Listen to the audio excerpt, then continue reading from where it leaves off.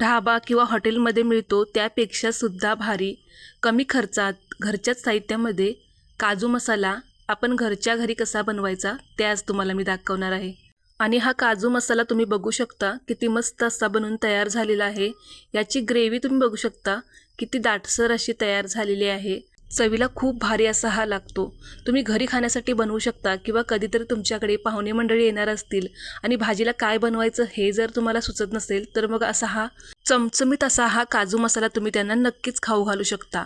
आणि हा काजू मसाला पाहुण्यांनी खाल्ल्यानंतर तुमचं कौतुक होणार हे मात्र नक्की। हा जितका दिसायला सुंदर दिसतो तितका चवीला अप्रतिम असा हा लागतो। तर आता हा काजू मसाला बनवायचा कसा ते लगेच बघूया।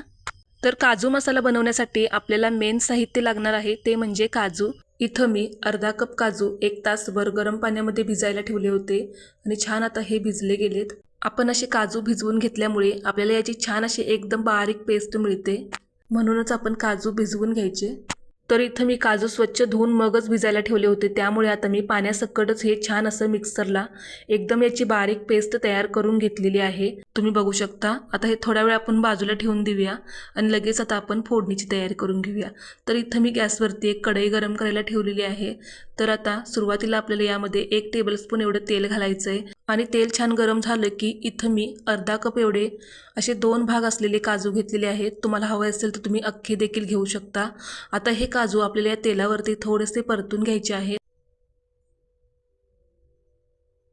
तर यातले मी थोडेसे काजू बाजूला ठेवणार आहे डेकोरेशन करता आणि बाकीचे काजू आपण तेलावरती परतून घेऊया। आता गॅसची फ्लेम एकदम बारीक करायची आणि बारीक गॅसवरती आपल्याला हलक्या सोनेरी रंगावरती हे काजू परतून घ्यायचे आहेत। असे काजू आपण परतवून घेतल्यामुळे भाजी खायला अजून जास्त चविष्ट अशी लागते। आता आपले काजू छान असे परतले गेलेले आहेत। आता लगेच आपण हे एखाद्या प्लेटमध्ये काढून घेऊया। खूप जास्त वेळसुद्धा काजू परतत बसू नका, नाहीतर भाजी खाताना थोडीशी कडवट लागेल। तर असा हलकासा सोनेरी रंग आला की लगेच काजू काढून घ्यायचे। आता परत त्याच कढईमध्ये 3 ते 4 टेबलस्पून एवढं तेल घालूया आणि तेल छान गरम करून घ्यायचं। आणि आता यामध्ये तेल छान गरम झालं की यामध्ये आपल्याला आता काही खडे मसाले घालायचे। तर इथं मी 3 ते 4 लवंग, 1 चक्री फूल, 1 छोटासा दालचिनीचा तुकडा, 1 मसाला वेलदोडा, 1 हिरवी वेलची, 1 चमचा जिरं आणि 1 छोटंसं तमालपत्र मी घातलेलं आहे। आता हे खडे मसाले आपण मंद गॅसवरती थोडेसे परतून घेतलेले आहेत। जिरं असं छान फुललं गेलेलं आहे। आता आपल्याला यामध्ये एकदम बारीक असा चिरलेला कांदा घालायचा आहे। तर इथं मी 3 मीडियम आकाराचे कांदे असे एकदम बारीक चॉपरमधून चिरून घेतलेले आहेत।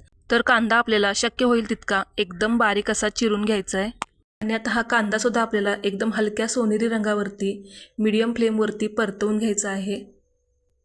तर आता तुम्ही इथं बघू शकता हलक्या सोनेरी रंगावरती आपण हा कांदा छान असा परतवून घेतलेला आहे। खूप जास्त सुद्धा करपवायचं नाही। तर आता आपल्याला यामध्ये 2 हिरव्या मिरच्या इथं मी एकदम बारीक अशा चिरून घेतलेल्या आहेत। तर आता या सुद्धा घालूयात आणि 1 ते 1.5 चमचा इथं मी आलं लसणाची पेस्ट घेतलेली आहे। तर आता ही आलं लसणाची पेस्ट आपण तेलावरती थोडासा कच्चेपणा दूर होईपर्यंत परतून घेऊयात। तर असा थोडासा कच्चेपणा यातला निघून गेला पाहिजे, यासाठी आपण मंद गॅसवरती थोडीशी ही आलं लसणाची पेस्ट परतून घेतलेली आहे। आता लगेच आपल्याला यामध्ये टोमॅटो घालायचा आहे। तर इथं मी 2 मोठ्या आकाराचे टोमॅटो, एकदम लाल भडक असे टोमॅटो एकदम असे बारीक चिरून घेतलेले आहेत। तर आता हे घालूयात। आता टोमॅटो आपल्याला एकदम मऊसूद असा एकदम छान असा विरघळेपर्यंत आपल्याला हा टोमॅटो परतवून घ्यायचा आहे। छान एकदम असा मऊ झाला पाहिजे इतपत आपल्याला हा परतवून घ्यायचा आहे। आता आपल्याला इथं गॅसची फ्लेम थोडीशी वाढवायची आहे। तर इथं मी मीडियम फ्लेमवरती हा टोमॅटो परतून घेणार आहे। तुम्हाला हवे असेल तर तुम्ही टोमॅटोची मिक्सरला प्युरी करून घेतली आणि मग यामध्ये ॲड केली तरीसुद्धा चालेल। तर आता आपण टोमॅटो पटकन असा मऊ होण्यासाठी आपल्याला यामध्ये थोडंसं मीठ घालायचं आहे, म्हणजे टोमॅटो पटकन असा मऊ होईल। तर अगदी थोडंसं मी यामध्ये मीठ घातलेलं आहे। तर मीठ घातल्यामुळे लगेच टोमॅटो आपला छान असा मऊ पडतो। आणि आता तुम्ही इथं बघू शकता छान असा आपला टोमॅटो मस्त असा परतला गेलेला आहे। छान असा एकदम असा मॅश झाल्यासारखा झालेला आहे। तर आता आपल्याला थोडासा गॅस कमी करायचा आहे आणि कमी गॅसवरती आपल्याला यामध्ये आता काही सुके मसाले घालून घ्यायचे आहेत। तर इथं मी 2 चमचे काश्मीरी लाल मिरची पावडर घेतलेली आहे, 1 टेबलस्पून धने पावडर, अर्धा चमचा गरम मसाला आणि अर्धा चमचा इथं मी हळद पावडर घेतलेली आहे, छोटा अर्धा चमचा मी इथं हळद पावडर घेतलेली आहे. आता हे सुके मसाले आपल्याला एकदम मंद गॅसवरती थोडेसे असे या कांदा टोमॅटोमध्ये परतवून घ्यायचे आहेत. म्हणजे छान असते हे परतले जातात आणि भाजीला चव खूप छान येते. आता यामध्येच आपल्याला कसुरी मेथी घालायची आहे. तर 1 टेबलस्पून कसुरी मेथी मी थोडीशी गरम करून त्याची अशी पावडर करून यामध्ये घातलेली आहे. आता आपण हे मसाले थोडेसे परतून घेतलेले आहेत आणि मसाले करपू नयेत म्हणून आपल्याला यामध्ये लगेच थोडंसं पाणी घालायचं आहे. तर इथं मी अर्धी वाटी एवढं पाणी घातलेलं आहे आणि आता आपण हे छान असं मिक्स करून घेऊया. आता पाणी घालून आपण हे छान असं मिक्स करून घेतलेलं आहे. आता आपल्याला यावरती झाकण ठेवायचं आहे आणि एकदम मंद गॅसवरती 2 ते 3 मिनिट आपल्याला हे सुके मसाले छान असे तेल सुटेपर्यंत शिजवून घ्यायचे आहे. तर आता 2 ते 3 मिनिटानंतर तुम्ही बघू शकता छान आपले हे मसाले शिजले गेलेत आणि छान असं याला तेलसुद्धा सुटलेलं आहे. तर परत एकदा आपण चमच्याने एकदा हे मिक्स करून घेऊया आणि आता आपल्याला यामध्ये गॅस कमीच ठेवायचा आहे आणि कमी गॅसवरती आपण जी तयार करून घेतलेली काजूची पेस्ट होती तर ती पेस्ट आपल्याला यामध्ये घालायची आहे आणि एकदम बारीक गॅसवरती आता आपल्याला ही काजूची पेस्ट यामध्ये छान अशी मिक्स करून घ्यायची आहे. आता आपण यामध्ये काजूची पेस्ट घातल्यानंतर ही ग्रेव्ही तुम्हाला थोडीशी पांढरट झाल्यासारखी दिसेल, पण आपण जसं हे परतत जाऊ तसं परत या ग्रेव्हीला लालसर असा रंग येतो. आता काजूची पेस्ट घातल्यानंतर 2 ते 3 मिनिट मंद गॅसवरती थोडीशी घट्ट होईपर्यंत छान अशी परतवून घेऊया. आता इथं बरोबर 2 ते 3 मिनिट झालेले आहेत आणि तुम्ही बघू शकता ग्रेव्ही आपली थोडीशी अशी घट्ट झालेली आहे. तर आता मी यामध्ये पाणी घालणार आहे. पाणी घालून आपण आता हे छान मिक्स करून घेऊया.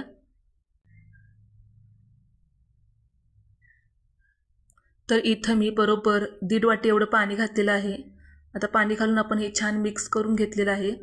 आता आपल्याला यावरती झाकण ठेवायचं आहे आणि झाकण लावून आपल्याला एकदम मंद गॅसवरती 5 ते 6 मिनिट आपल्याला ही ग्रेव्ही छान अशी शिजवून घ्यायची आहे. छान असं याला तेल सुटलं पाहिजे.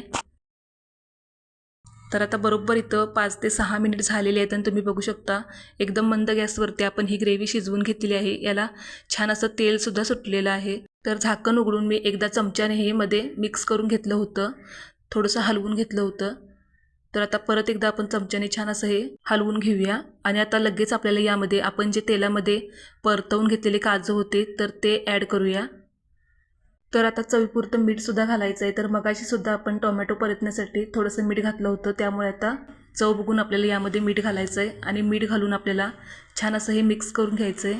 आता आपण यामध्ये बारीक चिरलेली कोथिंबीरसुद्धा घालूया आणि काजू आणि कोथिंबीर घातल्यानंतर आता थोडं हे मिक्स करून आपल्याला आता यावरती झाकण ठेवायचं आहे आणि एकदम मंद गॅसवरती फक्त 2 ते 3 मिनिट आपल्याला परत हे शिजवून घ्यायचं आहे. कारण आपण यामध्ये काजू घातलेले आहेत तर आपले काजूसुद्धा थोडेसे मऊ पडतील.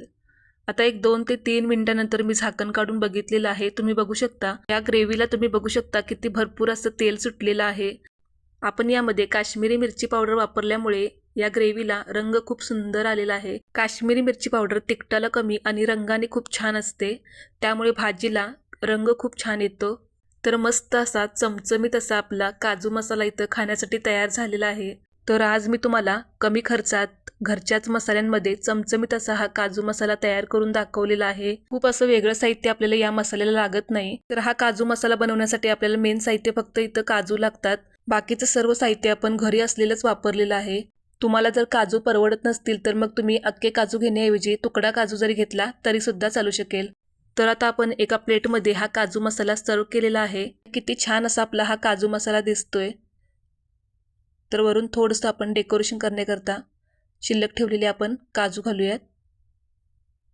तर असा हा मस्त चमचमीत काजू मसाला आपला इथं खाण्यासाठी तयार झालेला आहे. तर कशी वाटली तुम्हाला माझी आजची रेसिपी ते मला कमेंटमध्ये नक्की सांगा. रेसिपी थोडी जरी आवडली असेल तर प्लीज व्हिडिओला लाईक, शेअर आणि सबस्क्राईब नक्की करा. पुन्हा भेटूयात अशाच एखाद्या नवीन व्हिडिओसोबत. तोपर्यंत धन्यवाद.